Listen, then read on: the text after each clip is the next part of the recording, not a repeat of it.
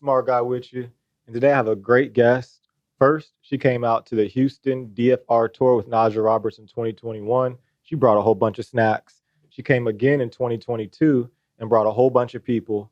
And then she went up to be on the music videos with Tobe Nwigwe. And she's a pharmacist that went to Texas Southern University. Janay Bailey, appreciate you for coming on. Hello, thank you for having me. Yeah, thanks for coming. So in 2021, you came to the event in Houston with Naja Roberts, the Digital Financial Revolution Tour. How was that experience? First, thank you for bringing the snacks.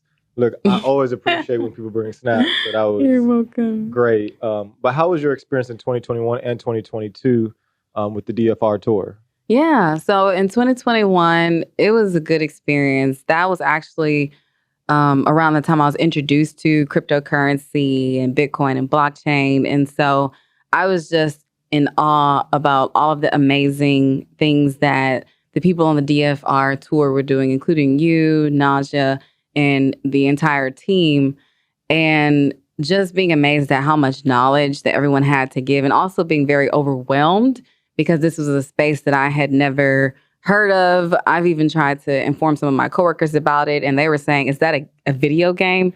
And so I bust out laughing as well. And I was like, exactly. Like, no, the people in my circle are not really aware of cryptocurrency because most of us are healthcare professionals. So this is not something that we typically see or deal with every day. So it was also just a really great experience to learn something new and share this knowledge with others.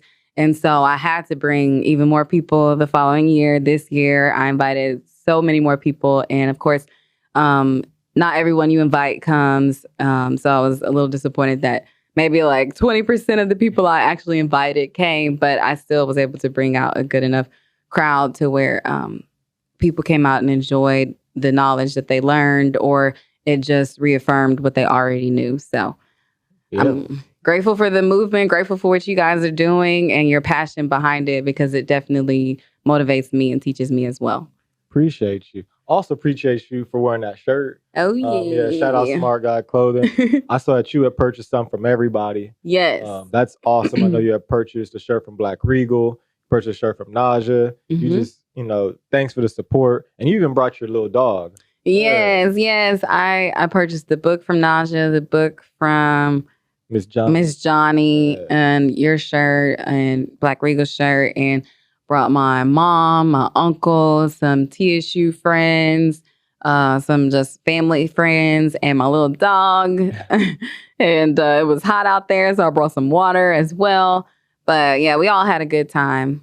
So. Yeah, Fred definitely appreciated it because you brought the little, it was like little snacks and little plastic bag. Fred was definitely happy about that. So yes. He's talking about the fruit that I cut up for everyone before they departed for their next city. So yeah, I just try to help in ways that I can, because since I can't bring the cryptocurrency knowledge, I mean, at least I can help in other ways.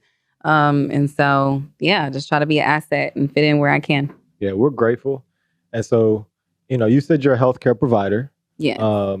A doctor of pharmacy. Yes. Okay, so can you tell the people what exactly does that mean? What exactly do you do? And how can the cryptocurrency community leverage you? And how can you leverage the cryptocurrency community for your community? Yeah, so those last two questions are something I'm actually still trying to figure out myself. But in terms of what I do, so a doctor of pharmacy is basically a specialist of medications. So we can work in any setting that has medications, that being the hospital, with that being the CDC and their recommendations, with that being research, that also being, most people know retail pharmacy like CVS, Walgreens, Walmart, but anywhere medications are, pharmacists are. So nursing homes and clinics and everything.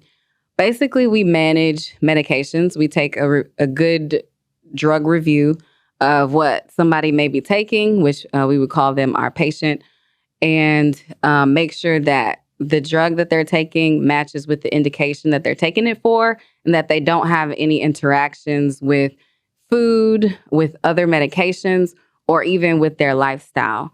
And that is pretty extensive knowledge to know, which is why I went to pharmacy school for 4 years.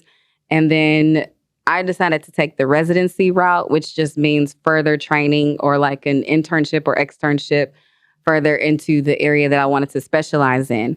And I specifically specialized in pharmacotherapy or internal medicine, which is kind of like a jack of all trades. And you have to know latest guidelines for every single condition, pretty much, except for the specialty areas. And we also help out physicians or someone called the mid-level practitioner, which are like nurse practitioners or physician assistants. And let's say if a person has poor kidney function, then we have to look at the medications and make sure if there are any adjustments that need to be made, we'll make adjustments for their kidneys or for their liver or their heart or any other conditions going on. So I know that's a long story. Hopefully I didn't lose you, but that's basically what I do as a pharmacist. And there's different components of that within pharmacy, depending on what area a pharmacist works in. And then in terms of how I can help leverage the cryptocurrency community. Yeah, because so there's a lot of people who think that cryptocurrency is only for geeks or it's only for, gamers or only for accountants. Mhm. But I feel as though cryptocurrency is for every community. I feel like Bitcoin is for everybody. And you being a pharmacist, you being in the health, practitioner area, I feel as though how could we help you guys out in educating you guys? Because if you guys are busy saving people's lives, I don't think you guys are paying attention to cryptocurrency. I know during COVID, you guys were literally trying to save people's lives, make sure the medicine was right. I'm over here talking about Bitcoin, cryptocurrency, and most healthcare people are like, look, lives matter, Mhm. So what can we do to help service y'all community and, let you guys know that, hey, this is for you guys also?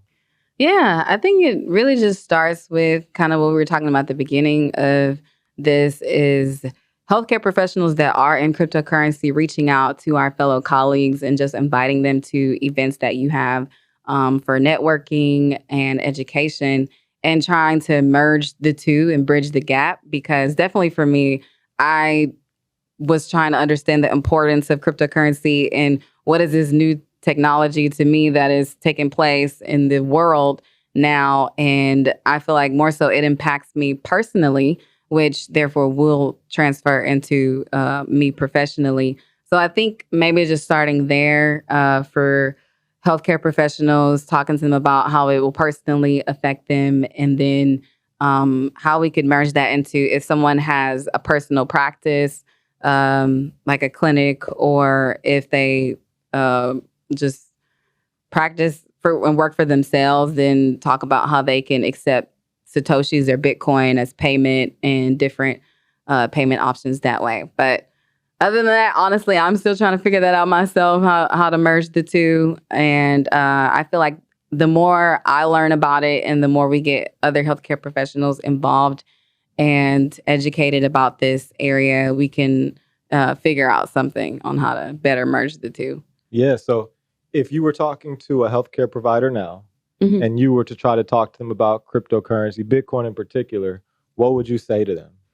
I'll just say, hey, there's this new digital technology or digital financial system that is practically taking over the world and eventually will affect us in a major way. And so it's something that's really important to learn. And I think you should take this class. I would probably refer them to the Lamar Wilson's class because I actually took that class for myself and learned so much about cryptocurrency and just the history and the direction that it's moving, and provide them with that class. Also provide them with Isaiah's book, Bitcoin in Black America. I actually have a PDF copy of that as well, and I have forwarded it before. And then I'll also recommend your Instagram and Twitter and YouTube pages as well, since you break down finances as it is. And then you also go into the cryptocurrency. And I love your comparisons and how you talk about how you just break things down, really, for the public to understand, or healthcare professionals as well. So I I think that's where I would start in terms of trying to inform them of how to get into it. I will say, even with my current efforts in the past of talking to people in the healthcare field, I mean, there is a little resistance. And I think that's in general for people who may not understand cryptocurrency. But once people start to learn more about it and they see the importance of it in their life, then they're on board and, they become more passionate about it as well. Yeah, appreciate the kind words, by the way. Oh, you're welcome. Yeah, and big shout outs to Lamar Wilson as well as Isaiah Jackson. Those are the two co-founders of the Black Bitcoin Billionaires, which really gave people like me, Jakumi, Black Regal, Josh, even Miss Naja Roberts. It gave us a platform to be able to leverage and show what we've been doing, because all of us were doing things before BBB, Black Bitcoin Billionaires, but it really gave us a platform to be exposed to the world. And I know Lamar, he's been on 85 South Show, and he's been on the Breakfast Club and doing all types of things. I know Isaiah's got his own show on CoinDesk, and man, it's just great to see all of us working together and, really trying to help the community, because I feel as though Bitcoin is a whole new financial system, and it is the way out of the future world system, meaning on July 7th, 2022, Joe Biden just got the framework for a CBDC, which is essentially the government's cryptocurrency, which means that they have absolute control over, what you spend your money on. They could track your location, and, it just takes away the privacy from cash. Most of us have already gotten used to using debit cards, credit cards. So we've already given up that privacy, but we've always had the option with cash. Well, with the CBDC, they could slowly start taking cash out of circulation, and then they can control all the finances. And I know I'm not sure, your Christianity or whatnot, but I know in Revelation, they talk about if you don't have the mark of the beast, you won't be able to do transactions. And so I'm looking at this like, well, if we don't have cash, that means that they have the ability to control our transactions, which to me seems like it's a step towards that way. I don't think that CBDC is necessarily the mark of the beast, but the fact that they will then have the power to be able to control our transactions, I'm like, well, how do we get out of that system? And so I look at Bitcoin as the financial way out of that system, but also like self-sovereignty, growing your own foods, vegetables. And hey, instead of me having to go to the doctor, I might just hit you up, because then you could fix me up. Oh, yes. I mean, pharmacists are definitely a first line of defense a lot of times for people who may not want to make an appointment to go to the doctor's office, because you can literally just walk up to a pharmacy and just ask them a question and they can help you without charge. So I think that's a great benefit of having a pharmacist as a friend. Or even if you just have your local neighborhood pharmacist that you can pick their brain and ask questions. Like, don't underestimate pharmacists. And I would definitely say utilize them if you have them in your lives. And in terms of Bitcoin and cryptocurrency being financial freedom, that's awesome. Because if we can have a way to further practice self-sovereignty with our finances, like, I'm all for it. And you kind of mentioned a few things earlier about Black Bitcoin billionaires.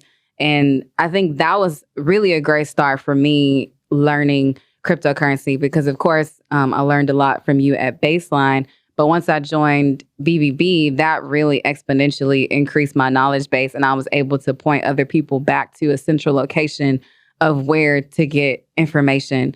And so I learned a lot from BBB and just everything that a lot of the key players have to offer. And with y'all's individual expertise coming together and working together, oh my gosh, that's a massive movement. So I definitely appreciate being exposed to and learning about an area that I don't deal with every day. And on top of that, I don't want to fully become an expert in your field, because y'all have worked so hard to get to where you are, and I still have to keep up my knowledge base and my skill set in my area. So I think it's good to have people that you can talk to and ask questions with. Just like you're not going to go to school to become a pharmacist, I'm not going to go to school to become a CPA to learn about what you do. So we just utilize one another and ask questions and merge our information.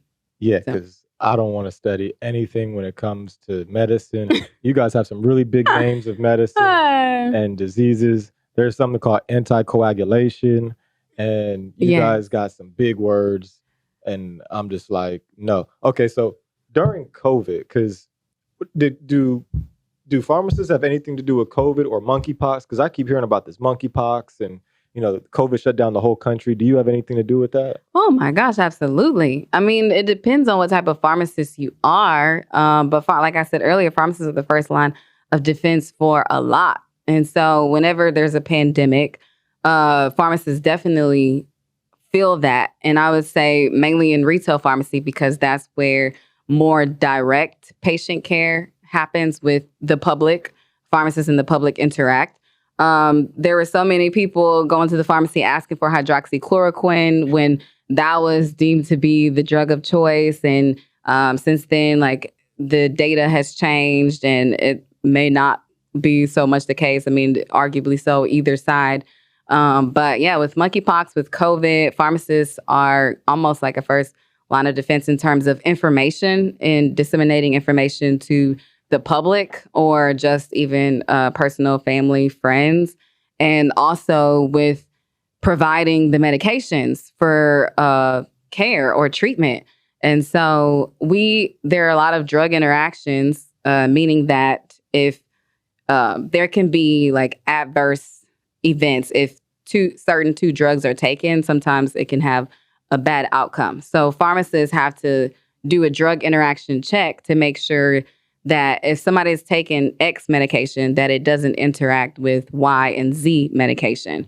And so sometimes that requires adjusting the dose of the medication, or sometimes it requires changing the medication altogether to an alternative. And also just, I think I mentioned this already, but just providing baseline education to the public and letting them know how serious these disease states are and to not take them lightly. But what each person can do individually for their life and their comfort zone to help prepare them for whatever diseases they may face, such as building your immune system. Some people choose to go the more herbal, holistic route, which is fine. And then some people choose to go the medication route, which is also fine. I mean, whatever you choose to do, the baseline recommendation is to build your immune system, keep your immune system up, and do what you can to try to prevent the spread of sickness in whatever ways that may look like and that works best for your lifestyle. Yeah, whatever you do, just be the best at it. I think that's the moral of the story. And so you had said a couple things. And so, you're a pharmacist, but you're also in these music videos, right? Yes. So, you wouldn't necessarily think those two would go together. Mm-hmm. I know maybe 2 years ago, I had a guest on. Her name was Nima Cat, and she's a medical doctor as well as a comedian. Oh, that definitely can work. Yes. And I was just like, where do these two come from? And then it made me even look introspectively, because I'm an accountant and a salsa dancer. So how do you, do pharmacy where you're, giving out medicine, saving lives, and then you're in all these music videos with Tobe Nwigwe? Oh, man, I love it. I love how science and art can merge, and it is possible. One example of that is one day I was on, I'm not going to give away too much information. Look, you got to give the information. It's the Smart Guy show. There have been opportunities, even when I traveled to Washington, D.C. last year for the blockchain conference. The Black Blockchain Summit. Shout outs to Sinclair Skinner. I'll be out there again September 22nd to 24th. Yeah, but everywhere I go, medical personnel is actually very important. So let's say if I'm on set or if I'm at a dance rehearsal or something and somebody passes out, I'm a medical professional. So, and on top of that, I'm a doctor of pharmacy. Granted, I'm not a medical doctor, so I can't prescribe under certain circumstances. But I can go and assess the person and, hey, are you okay?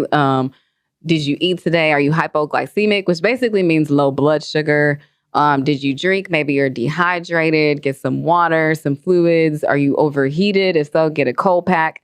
So I take my knowledge with me everywhere I go, which is amazing, and how I can merge science and art. And so when you talked about your friend Nima Cat, who's a doctor and comedian, I can so see that happening because, I mean, you can tell jokes about the medical profession and what she's learned and what she comes across. And then for myself, being a dancer as well, just checking on my friends because there's so many people when they get so busy, they don't eat, they don't drink, they don't take care of themselves.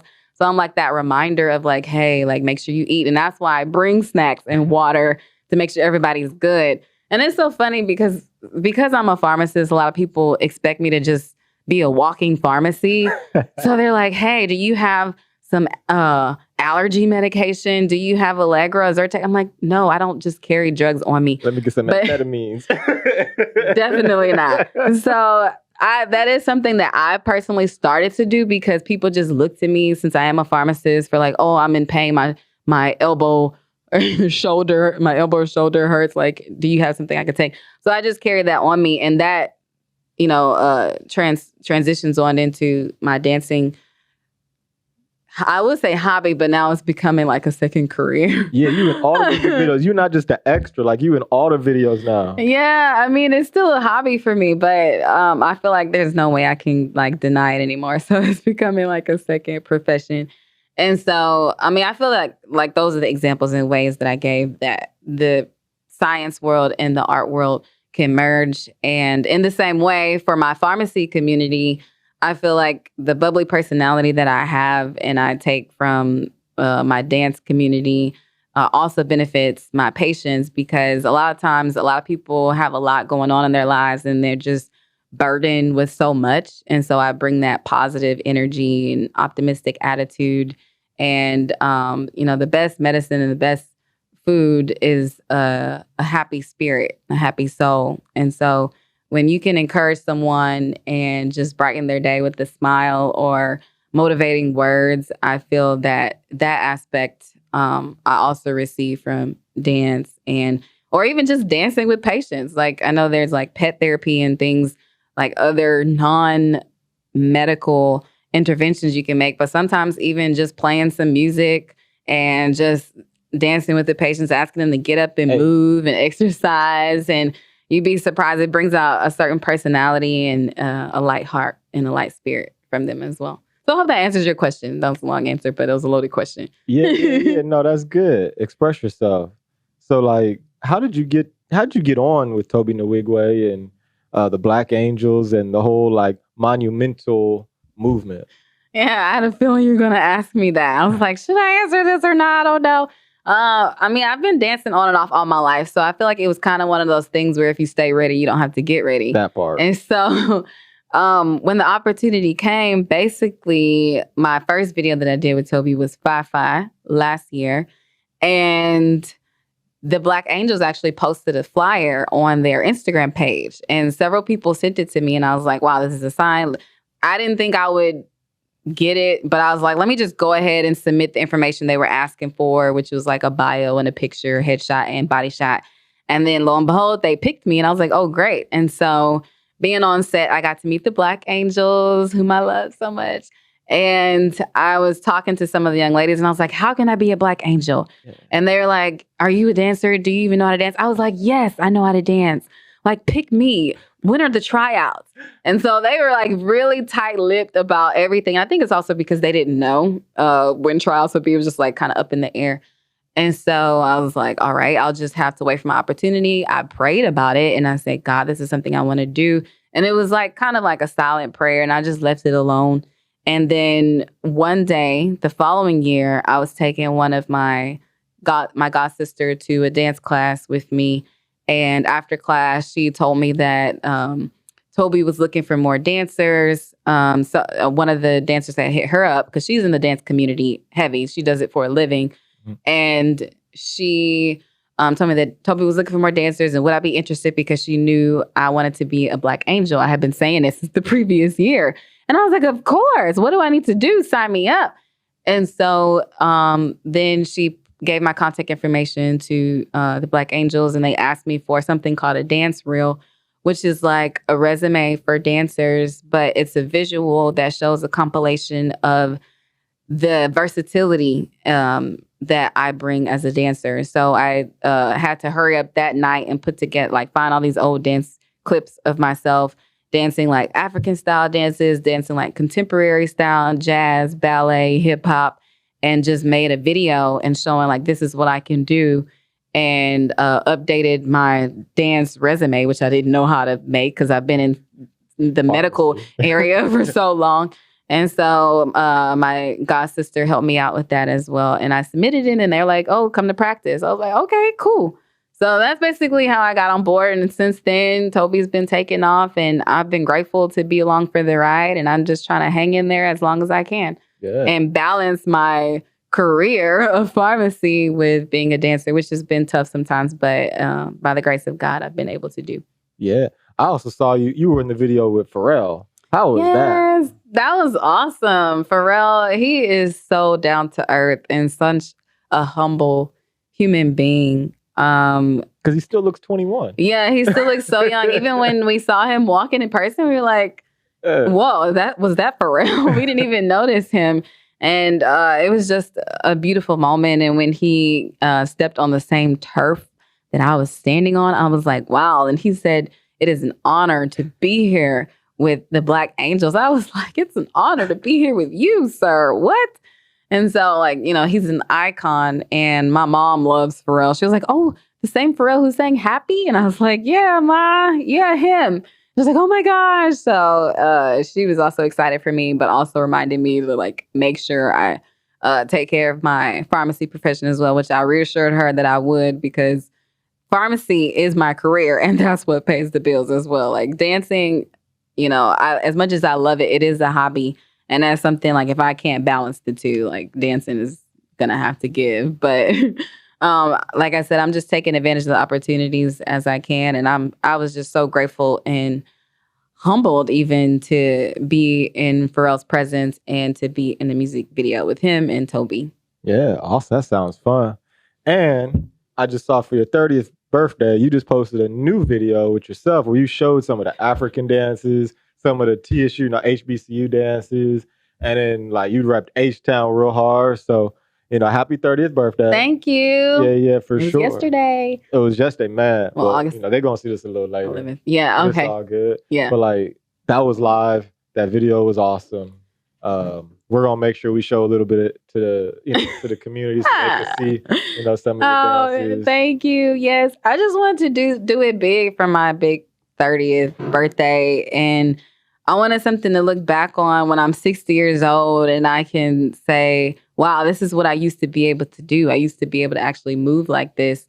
And that was basically a birthday gift to myself that I decided to share with the world, because so many people have stated that they appreciate my dancing. So I was like, well, why not share it if it'll make someone else happy as well?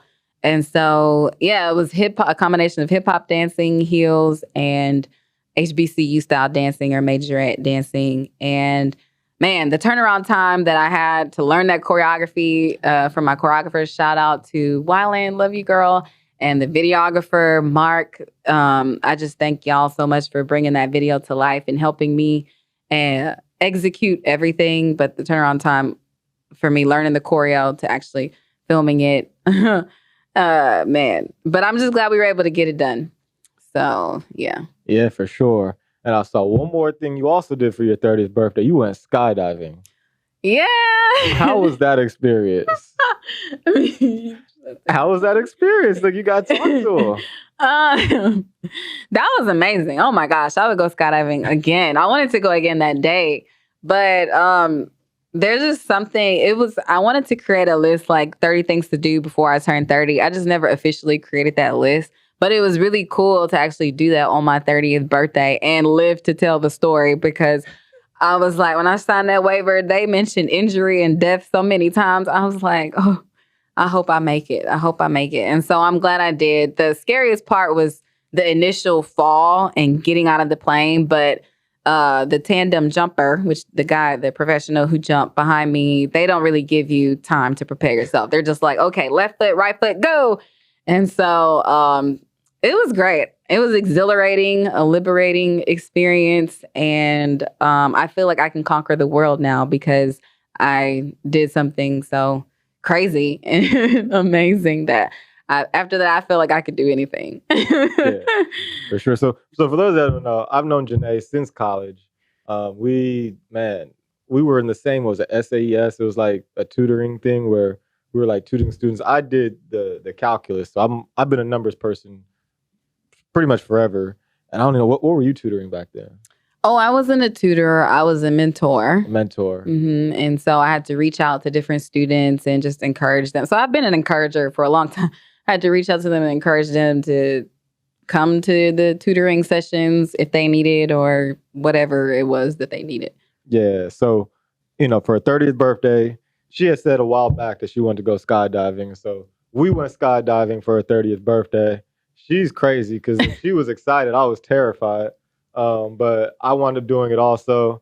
The initial jump was like terrifying. It was great. It was horrible. It was and then when the parachute yanks on you, man, you feel it on your limbs. That was horrible. But then once you're floating, then it's like, that was like the most peaceful, fun experience ever, where you're just literally floating down to the earth and you can control, once the parachute comes out, then you're happy. Yeah. Everything else before that, I don't never need to do that again. But, the gliding down to earth, I would definitely want to do that. If I cut out that first piece and just have the gliding, I would do that, but I don't know how I would make that happen. Oh, I mean, even the plane ride was so peaceful. Like taking off, not so much. But once we got in the air and just looking out over the beautiful earth and the creation, it was like, wow, everything is so small compared to where we are, and just putting things into perspective. And it definitely makes me more grateful for life now that I jumped out of a plane and lived to tell a story. Yeah. And I was like, well, how do you feel after? And he's like, I'm just grateful to be alive. Man, I was like, me too. I'm grateful to be alive too. So it offers a new perspective in different ways. And I'm proud of you for conquering your fear and doing that. So I feel like if you can do it, anybody can do it. So I feel like everybody needs to try it at least once in their life, if you're medically able to do so, because there's just certain people with certain medical conditions you may not be advised to. I'm the opposite. Look, if you don't want to do it, don't do it. I'm not forcing you. Like, if you don't want to do it, don't do it. But if you can do it, at least try it once. The view is great once you got the parachute out and you coming down. I'll stick with that one. That was good too, because then you could do like little tricks and turn, and then you can break. Oh my gosh, we broke midair, and that was scary because that one actually felt like a free fall. It just felt like you kind of like time just stopped, and you're just like floating in time and floating in the air. I don't know how to describe it. I don't know if you guys broke midair too. We did a whole flip. I went upside down, didn't realize what was going on, then my goggles went flying. So I mean, it was just crazy until the parachute came out. It was a great experience. I loved it. I can't wait to do it again. I'll probably do like once every 10 years though, because of the extreme risk. Or I may just go back sooner. I don't know. There you go. Shout out to the skydiving company. They definitely made that experience really, really fun. Yes, thank y'all. Yeah. And we got videos and everything. Yeah, for sure. So appreciate you for coming out. If there was one thing you would say to the people, what would that be? I would just say continue to strive to be the best version of yourself that you can possibly be. Work on yourself. That's the biggest and best investment you could ever do, including keeping your immune system up, keeping up with your health. Take care of your body, because we only get one that God has graced us with, and we're just renting out this body. So we're tasked to take care of it. And on top of that, go after your passions, because your purpose is in your passion. And even if that's multiple things, and I'm a living testimony of that with pharmacy and dance and merging that world. So I would just encourage people to also, if you've been through a lot in your life, get therapy, get the healing that you need. Don't delay, don't procrastinate. We don't know how much life we have to live ultimately, but we have to appreciate each day as it comes and use it the best that we can. And I think the most valuable thing in life is also the relationships that you form along the way. So do your best not to burn any bridges. Always follow peace. Make decisions that lead you in a right direction, or in a direction that will give you the most peace. And always look at the big picture. in the details as well. So there you go. That's a lot, but yeah. In the words of Steve Jobs, don't be trapped by dogma, which is living with the results of other people's thinking. You can be a pharmacist as well as a music video star and still jump out of airplane. So big shout out to you, Janay. Tell them where they can reach out to you. You can find me on Instagram at Janay Bailey _. I'm on Twitter, but I really get on there at Nay _Poo, NAY _POO. I'm also on YouTube at Janay Bailey, and I'm on Facebook if anybody still uses that at Janay Bailey. So we got to get you streamlined with all them different social medias with one name that's consistent for your dancing, for your pharmacy, and everything, because you got a lot going on for sure. Yeah. Oh, and LinkedIn, I'm Janay Bailey. So on 3 of the 4, I'm Janay Bailey. I just need to change my Twitter. So yeah, for sure. Awesome. Appreciate you for coming on. Thank you. Thanks for having me. CJ the Smart Guy. We're out. Bye.